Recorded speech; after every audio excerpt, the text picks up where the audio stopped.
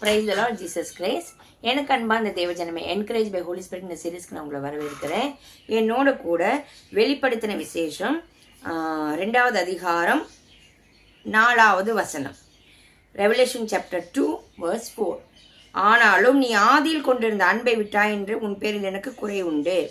என்னமா, நம்ம ஆதியில ரட்சிக்கப்பட்ட புதுசுல தேவன் பேர்ல வச்ச அன்பை நம்ம விட்டுட்டோன்னு தேவனுக்கு குறையா இருக்கான். ஏன் இந்த குறைன்னா, நம்ம ரட்சிக்கப்பட்ட புதுசுல ஆவியானவர் நம்மளோட பேசிக்கொண்டே இருப்பார். அதெல்லாம் கேட்டு உடனே நம்ம கீழ்ப்படிவோம். ஒரு மெல்லிய சத்தம் நமக்குள்ள கேட்டுக்கொண்டே இருக்கும், தெரியுமா? அப்ப அந்த உணர்வு மூலியமா பேசுவார், வேதத்தின் மூலியமா பேசுவார். நம்ம உள்ளேந்து ஆவியானவர் பேசிக்கொண்டு இருப்பார். சிலப்ப சத்தமே நமக்கு கேட்க முடியாது, ஆவியானவர் பேசுவார் மெல்லிய சத்தத்துல. சோ அப்படி அதை கேட்டு கேட்டு கேட்டு எதுக்காக அவர் மேல வச்ச அன்புல வச்சு நம்ம ஒவ்வொரு காரியங்களும் நம்ம கேட்டு கீழ்ப்படிஞ்சு நடந்துட்டு இருந்தோம்.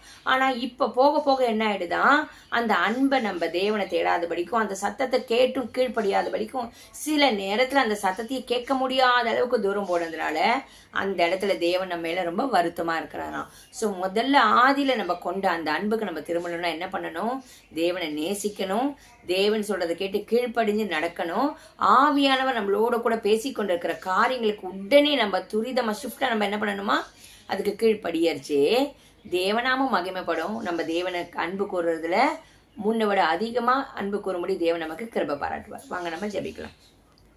எங்கள் அன்பின் பரலோக தகப்பனே, உம்மை துதிக்கிறோம், ஸ்தோத்தரிக்கிறோம்ப்பா.